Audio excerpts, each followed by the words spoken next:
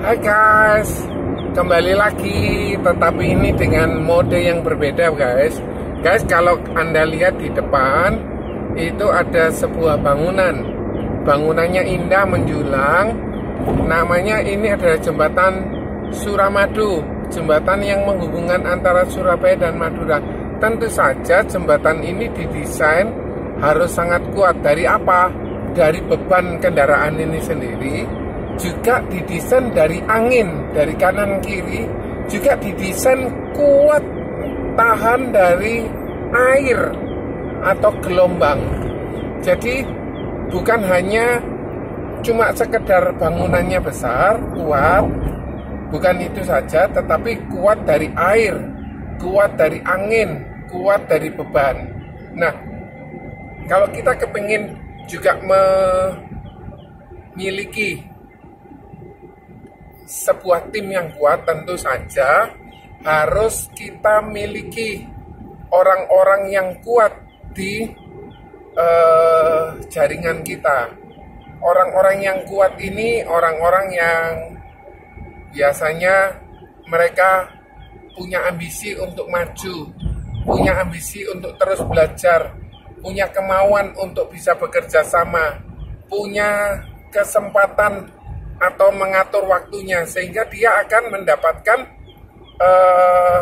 apa yang dicita-citakan. Jadi prinsipnya mereka harus dibuat kuat, dibuat paham, dibuat mengerti bagaimana menjalankan bisnis prudential, dibuat sekuat bangunan ini, dibuat sekuat jembatan ini, sehingga tahan terhadap gempa, tahan terhadap mungkin tolaan, tahan terhadap penolakan, tahan terhadap mungkin kesulitan yang bakal dihadapi. Guys, kesulitan itu pasti kita hadapi, di mana saja kita pasti hadapi. Cuma bagaimana kita menghadapinya? Apakah kita mau lari dari kesulitan, atau kita terus mau mencoba berusaha mendapatkan jalan keluar di setiap permasalahan? Itu tergantung sikap seorang tersebut untuk mencapai apa yang diinginkan. Kalau dia pasrah, kalau dia merasa bahwa bisnis ini sulit, mereka putus asa, obatnya satu, datang kepada leader, konsultasi, dan dia mendapatkan pencerahan-pencerahan yang baru. Jadi dia dapat ide yang baru, jadi dia dapat cara pandang yang baru, karena tentu saja seorang leader di atasnya itu menginginkan dia berhasil, karena saat seorang agent di bawahnya itu berhasil, maka dia ikut berhasil. Kalau seorang agent ini gagal, maka leader tersebut juga boleh dikategorikan gagal untuk mencapainya. So guys, mari kita berkarya selagi kita bisa, selagi kita mau, selagi kita mampu, selagi kita bisa. Lakukan recruiting, lakukan penjualan yang berdasarkan dengan kebutuhan nasabah. Jangan menjual berdasarkan kebutuhannya kita atau tujuannya kita.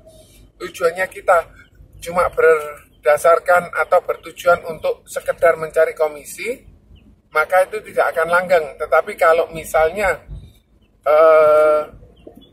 Anda lakukan dengan baik, contoh begini, ada sebuah peristiwa, seseorang itu mengalami sakit, masuk ICU, terus kemudian ada orang yang lain nyambangi. Lah, orang yang nyambangi ini adalah saya.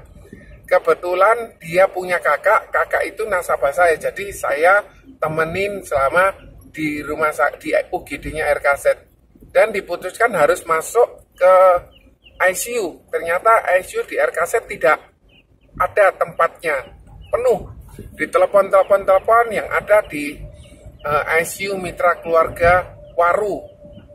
Jadi saya temenin dari mulai proses persiapan memindahkan pasien dari ICU RKZ pindah ke ICU Mitra Keluarga, saya temenin sampai akhirnya harus dipasang alat bantu infus yang ditempelkan di dada. dan itu biayanya cukup mahal. Dan satu kali si keluarganya yang sakit ini, yang nasabah saya itu bingung karena satu hari di ICU itu 15 juta. Itu kejadiannya kira-kira 6 tahun yang lalu. Kemudian dia bertanya sama saya, ini kalau bertahan 10 hari berarti harus keluar uang 150 juta. Uangnya dari mana? Kebetulan yang sakit ini orangnya tidak memiliki uang yang cukup. Jadi dia hidupnya boleh dikatakan pas-pasan. Nah, singkat cerita, akhirnya saya temenin sekitar jam 1 atau setengah 2 selesai. Karena jam 12 sudah dipasang infus, dia sudah mulai tenang. Kenapa? Karena dia nggak bisa napas, gagal napas. Jadi kayak ikan yang keluar dari air, dia seperti kayak megap-megap begitu. Ini kejadian dari adiknya nasabah saya yang sakit. Nah, harus dipasangi semua alat bantu nafas, dipasangi infus, karena semua obat infus yang di leher, sekitar leher yang ditempelkan di dada itu mahal. Infusnya saja, alatnya aja 2,5 juta, belum untuk ongkos pasangnya. Ongkos pasangnya sekitar 1,5 juta karena yang melakukan adalah dokter anestesi. Belum peralatan untuk alat bantu napas, yaitu yang dinamakan respirator unit. Saat itu untuk sewanya aja 3,5 juta. Untuk untuk pemakaian harian 3 juta. Jadi itu yang membuat sebuah harga ICU itu mahal.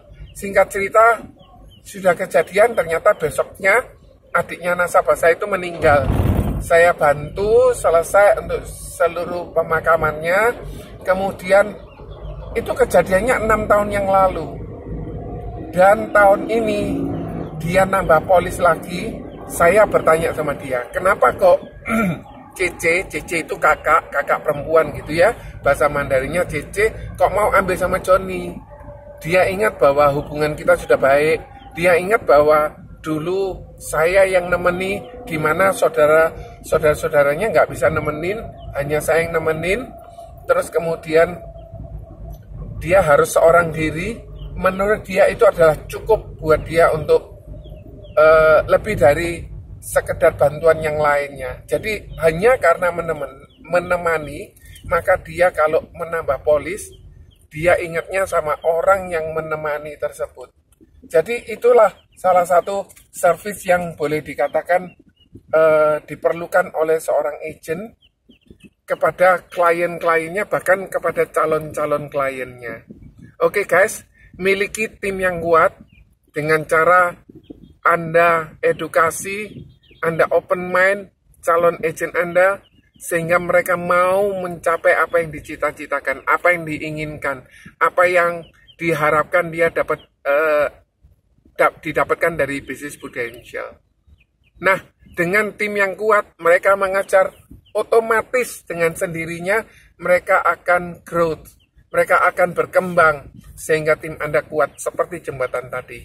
Oke guys, semoga ini bermanfaat. Anda terus semangat, kita semua sehat, kita semua semangat untuk mencapai apa yang masih belum kita capai. Oke guys, terima kasih. Sekian dulu. God bless you all. Bye.